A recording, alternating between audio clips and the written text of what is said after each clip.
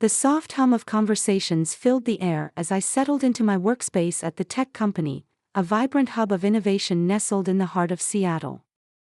My desk, adorned with a few personal touches, a photo of my family, a small potted plant, and a colorful mug, was my sanctuary amidst the brisk pace of corporate life. The laughter and camaraderie of my colleagues created a comforting backdrop, a reminder that I was part of something larger than myself. As a data analyst, I took pride in my work. My days were spent sifting through numbers, drawing connections, and crafting reports that would help the company thrive. I felt secure, competent, and most importantly, valued. But that sense of security was about to be tested. As I focused on my screen, the familiar sound of footsteps echoed behind me. It was Victor Renshaw, my boss, striding toward me with his usual air of authority. A surge of unease rippled through me, a sensation I had learned to recognize over the years. Victor had a reputation for being demanding, unpredictable, and at times, unreasonably harsh. Yet, I had managed to maintain a cordial relationship with him, believing that professionalism could bridge the gaps in his often abrasive demeanor. When he called me into his office, my heart quickened. The walls of his space felt confining, the air thick with the weight of unspoken expectations. As I entered, I noticed the stark contrast between his polished demeanor and the chaos of papers strewn across his desk. He leaned back in his chair, fingers steepled, a predatory glint in his eyes. My pulse quickened. This was not a casual check-in. Victor began to speak, his voice smooth yet laced with an undercurrent of urgency. He laid out the scenario, an irregularity in the data concerning a major project, a situation that could potentially tarnish the company's reputation. But instead of offering solutions, he proposed something that made my blood run cold. He wanted me to manipulate the data, to cover up the error. Confusion clouded my thoughts as I processed his request. This was not merely bending the truth, it was a deliberate act of deception, a betrayal of the ethics I held dear. I could feel the knot tightening in my stomach, a mix of disbelief and apprehension. I had always prided myself on my integrity, and now Victor was asking me to compromise everything I believed in. The weight of his authority loomed over me, but a flicker of defiance ignited within. I hesitated, searching for the right words, desperate to assert my moral stance without inviting his wrath. My instincts screamed that something was amiss, and my internal alarm bells rang louder. After the meeting, I walked back to my desk, the knot in my stomach morphing into a churning storm. The cheerful chatter around me faded into a dull roar as I replayed Victor's words in my mind. I tried to shake off the unsettling feeling, but as I approached my workspace, I overheard another conversation that made my skin crawl. Victor's voice, sharp and menacing, floated through the air. He was threatening another employee, demanding compliance with an intensity that sent chills down my spine. "You will do as I say, or you'll regret it," I heard him say, the malice unmistakable. The realization hit me like a slap. This wasn't just about a single project or an isolated incident. Victor wielded his power like a weapon, instilling fear in those around him. The camaraderie I once cherished felt fragile in the face of such intimidation. I was caught in a web of disquiet, struggling to reconcile my desire to stand up against injustice with the very real threat of retribution hanging over me. As I sat at my desk, surrounded by the bustling energy of my colleagues, I felt an overwhelming sense of isolation. The vibrant office I had once cherished now felt like a facade, concealing a darker reality. A storm was brewing, and I was caught in the eye of it, unsure of how to navigate the turbulent waters ahead. The path to courage seemed daunting, fraught with uncertainty and risk. Yet, deep down, I knew I couldn't remain silent. The price of courage was steep, but perhaps it was a price I was willing to pay. As days passed after my unsettling conversation with Victor, I began to feel the weight of an oppressive atmosphere settling over the office. I sensed a change in the way my colleagues interacted with me. Their whispers seemed to linger longer in the air, punctuated by sidelong glances that felt more like daggers than mere curiosity. It was as if Victor's influence was a dark cloud, spreading its shadow over my once vibrant workspace. No longer was I the diligent analyst admired for my insights and hard work. Instead, I found myself the subject of hushed conversations and wary eyes. I could feel the isolation creeping in, the kind that gnawed at my confidence, transforming my desk into an island amid a sea of colleagues who suddenly seemed distant. The camaraderie I once enjoyed felt fractured. I caught snippets of conversations that halted as I approached, only to be replaced by silence heavy with unspoken words. The atmosphere grew thick with tension, and I began to question my own sanity. Was I imagining it all? Or was Victor's reach so pervasive that it had woven a web of fear around me? The pressure mounted until I could no longer bear it. One evening, as the fluorescent lights of the office flickered against the dimming twilight, I sought solace in the company of Mia, a colleague with whom I had shared many light-hearted moments. I had always appreciated her insight and the easy way she navigated the office politics that often left me overwhelmed. Finding her at her desk, I approached with an urgency that belied my usual reserve. In a hushed corner of the break room, away from prying ears, I opened up about my concerns regarding Victor. I recounted the chilling way he had demanded I manipulate the data, how my instincts screamed that something was terribly wrong. As I spoke, the words poured out of me, a torrent of frustration and fear. Mia listened intently, her brow furrowed as I detailed the changes I had observed. When I finished, an unexpected vulnerability enveloped me, and I realized how much I needed her support. To my surprise, Mia revealed her own suspicions about Victor. She, too, had felt the chilling grip of his manipulation, though she had been too afraid to voice it. Her admission was both a comfort and a further source of anxiety. It was unsettling to realize that I wasn't alone in my fears, but the shared concern only deepened my sense of impending doom. I could see the flicker of fear in her eyes, the same fear that had begun to gnaw at my own resolve. The pressure of Victor's control was suffocating, and I could feel the weight of our unspoken agreement to remain silent in the face of his tactics. That night, I returned home feeling the gravity of our shared fears. For the first time, I felt a flicker of resolve igniting within me, yet it was tempered by the weight of uncertainty. I could no longer remain a passive observer in this unfolding drama. Determined to reclaim my narrative, I spent hours poring over articles about workplace harassment, uncovering stories that mirrored my own. With each word I read, I felt a surge of empowerment. I was not alone, nor was I the only one who had faced the monstrous side of corporate politics. As I delved deeper, I made the decision to document Victor's misconduct.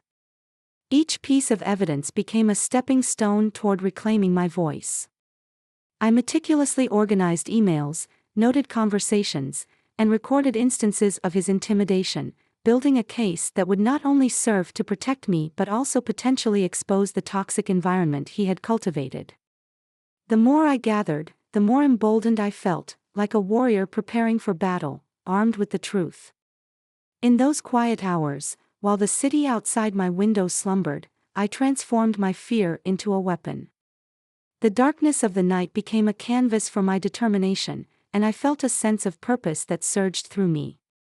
I was not merely fighting for myself, I was fighting for every silent soul who had endured Victor's reign of terror and felt powerless to speak out. Each click of the keyboard was a declaration that I would no longer be a victim, but a champion of my own fate. With every document I saved, I could feel the chains of Victor's influence beginning to crack, and in that moment, I knew I was ready to confront the darkness head-on. The dim light of the cafe flickered as I entered, the familiar scent of coffee mingling with the faint hum of conversation. I spotted Mia at a corner table, her brow furrowed in concentration as she scrolled through her phone. It felt surreal to be sitting here, orchestrating a rebellion against the man who had made our work lives a living hell. I approached slowly, my heart racing with a mixture of excitement and dread. What we were about to embark on was risky, but it felt necessary. I slid into the seat opposite her and took a moment to gather my thoughts. The cafe was busy, but the world outside felt like a distant memory. Here, In this moment, we were united by our shared grievances and a burning desire for justice. I could see the flicker of resolve in Mia's eyes, a reflection of my own internal struggle. We exchanged a knowing glance, and without needing words, we understood the stakes. Our plans needed to be meticulous, and every detail mattered. We spent the next hour discussing our experiences, the moments of fear and anger that had fueled our determination. I recounted my first confrontation with Victor, the seething anger I felt when he dismissed my concerns as mere paranoia. Mia shared her own stories of intimidation, the way Victor's presence alone could drain the energy from a room. With every word, I felt the weight of our shared burden lifting, replaced by a sense of camaraderie that was both comforting and empowering. As we brainstormed our next steps, a plan began to take shape. We would gather incriminating evidence, emails, recordings, anything that would expose Victor's manipulation. It felt exhilarating to think that we could chip away at his carefully constructed facade. The thought alone sent a thrill through me, mingling with the fear that gnawed at my insides. What if we got caught? What if Victor retaliated? The risks were high, but so were the stakes. We meticulously crafted our strategy, deciding that we would start with the emails. Victor was known for his careless tone when communicating with us, often underestimating our intelligence. It wouldn't take long to find something that could serve as a smoking gun. We would have to work discreetly, using our personal devices and avoiding any company networks that could trace our actions back to us. The thrill of the chase ignited a fire within me, one that I hadn't felt in years. The following days were a blur of tension and adrenaline. Mia and I became covert operatives, slipping into our roles with an unsettling ease. We exchanged glances in the office, our hearts racing each time we passed Victor's office. I began to feel like a shadow, moving silently through the halls, always aware of the eyes that could betray us. But each time I added another piece to our evidence pile, I felt a rush, a pulse of empowerment that drowned out the fear. Our secret recordings began to accumulate. Each time we captured Victor's condescending tone or his barely concealed threats, I felt a mixture of exhilaration and dread. The knowledge that we were gathering proof against him was intoxicating, yet the fear of being discovered loomed heavy in the back of my mind. I often found myself lying awake at night, replaying the recordings in my head, analyzing every inflection in Victor's voice, every nuance that revealed his true nature. But as the evidence grew, so did my nightmares. I would wake up in a panic, drenched in sweat, the image of Victor's menacing glare burned into my mind. It was as if he was haunting me even in my sleep, his looming presence a constant reminder of the danger we faced. I would sit on the edge of my bed, heart racing, forcing myself to breathe deeply. I knew I had to confront my fears head-on, I couldn't let them consume me. The more I gathered evidence, the more I understood that this fight was not merely about revenge but about reclaiming my voice. It was about standing up not just for myself, but for every colleague who had felt powerless under Victor's reign. I thought about the late nights I spent poring over documents, each one a testament to the injustice we'd endured. I was accumulating not just evidence, but strength. This was our chance to expose the truth, and I was determined to see it through, no matter the cost. The day of the confrontation had arrived, and as I stood in front of the mirror in my small apartment, I couldn't help but notice the way my hands trembled slightly as I applied my makeup. I took a deep breath, willing my racing heart to calm. The reflection staring back at me was a mix of determination and fear, but as I adjusted my blazer, I felt a flicker of courage igniting within me.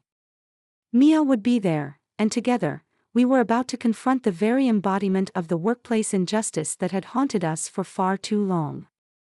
I arrived at the office, the familiar hum of activity surrounding me, yet it felt different today. The chatter of my colleagues seemed muted, as if they too sensed the gravity of what was about to unfold. I exchanged a quick glance with Mia as she approached, her face mirroring my own mix of excitement and anxiety. We shared a silent understanding. This was no longer just about us, it was about every person who had suffered under Victor's oppressive regime. As we made our way to the conference room, the air thickened with anticipation. I could feel the weight of the evidence we had painstakingly gathered pressing against my chest, a tangible reminder of the truth we were about to unleash. The door clicked shut behind us, sealing us in a space that had been a theater of manipulation and deceit for far too long. Victor was already seated at the head of the table, his demeanor exuding an unsettling confidence that sent a chill down my spine. My heart raced as I opened the folder containing our evidence, the pages trembling slightly in my grip. I could feel Mia's supportive presence beside me, grounding me as I prepared to challenge the man who had wielded fear like a weapon. I took a moment to gather my thoughts, focusing on the importance of what we were about to do. Each second felt like an eternity as Victor regarded us with a smirk, his arrogance palpable. I could see the flicker of disdain in his eyes, as if he viewed us as mere nuisances rather than the force of change we had become. With a deep breath, I began to lay out the evidence. The words flowed from my lips, steady and resolute, as I highlighted each instance of Victor's manipulation and harassment. I could feel the tension in the room, a thick, electric charge that crackled with every sentence.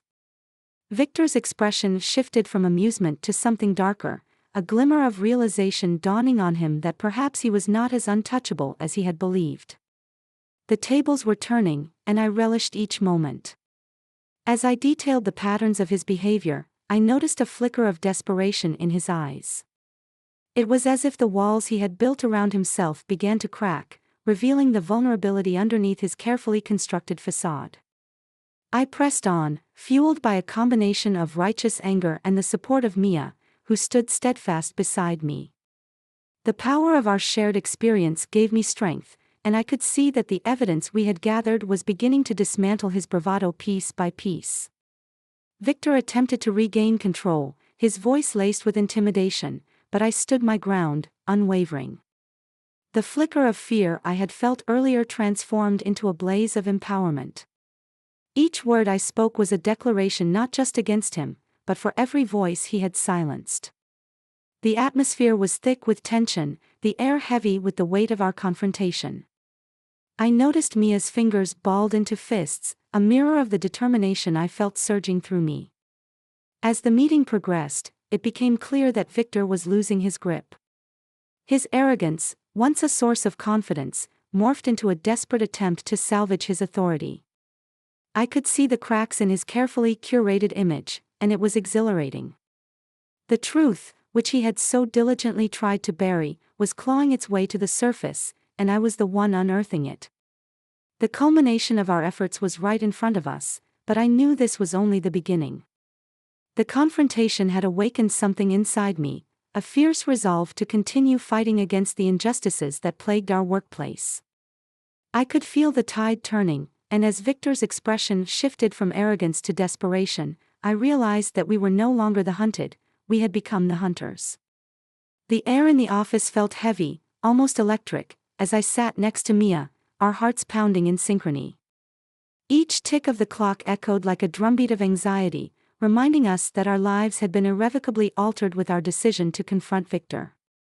I could see the doorway to the HR office, where he had been summoned for what felt like the moment of truth. Every second stretched into an eternity, and the uncertainty loomed over us like a dark cloud, obscuring any hope of a clear outcome. Mia glanced at me, her wide eyes filled with a mixture of fear and determination. In the aftermath of our confrontation, I could feel the adrenaline still coursing through my veins. I replayed the scene over and over in my mind, the way my voice had steadied as I challenged Victor, the satisfaction of watching his facade crack.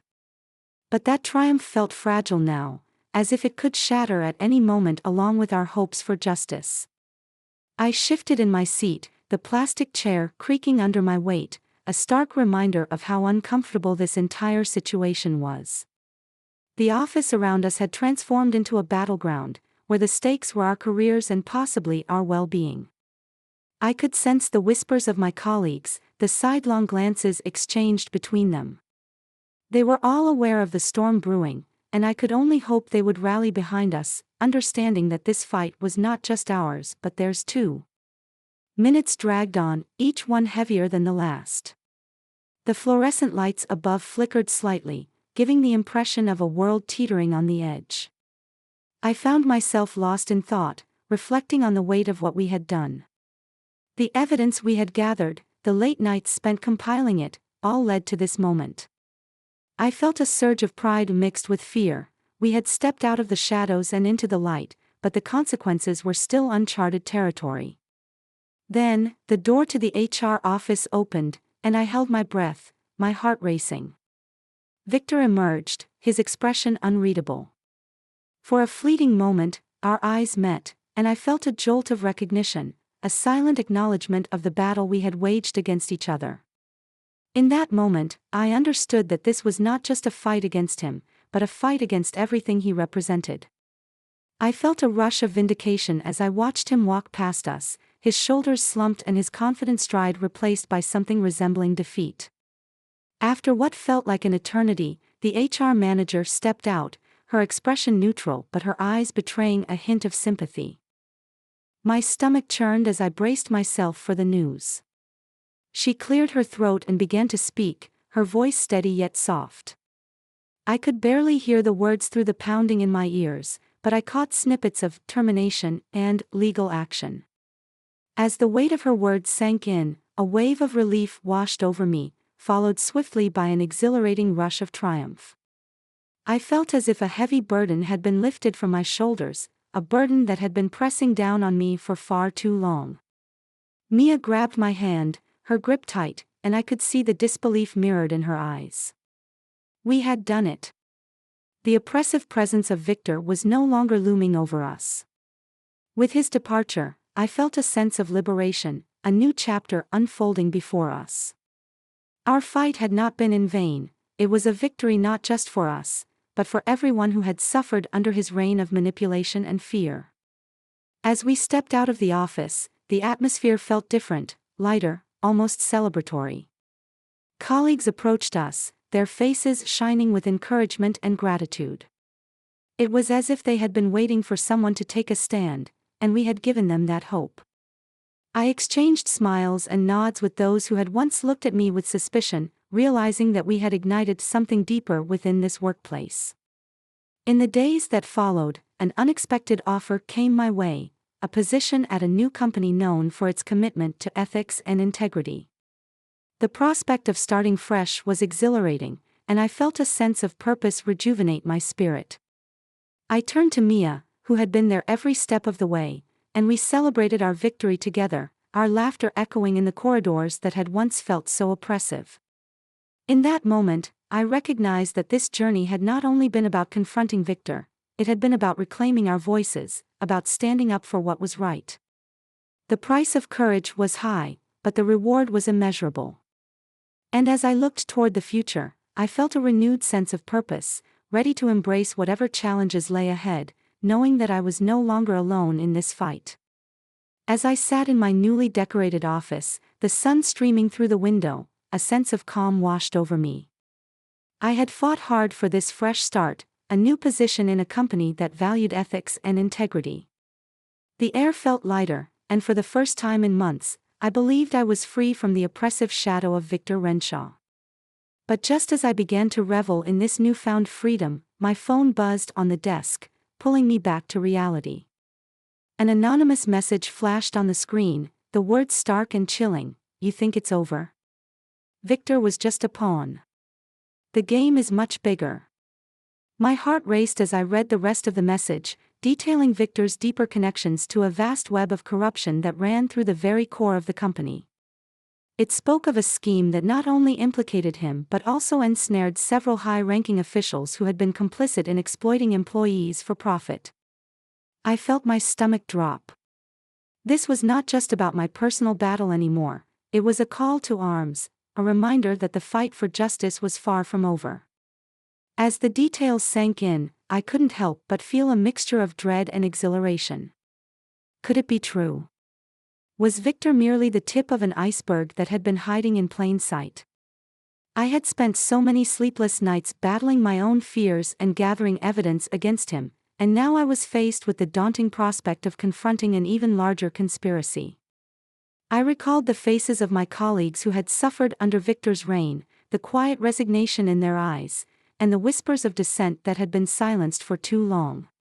This was bigger than just me, it was a chance to seek justice for all who had been wronged. Days turned into a whirlwind as the anonymous message ignited a flame within me. I reached out to Mia, sharing every detail of the new information I had received. Together, we delved deeper, digging through records, connecting dots, and reaching out to anyone who might have insight into this corrupt network. Each piece of evidence we uncovered felt like a step closer to exposing the truth.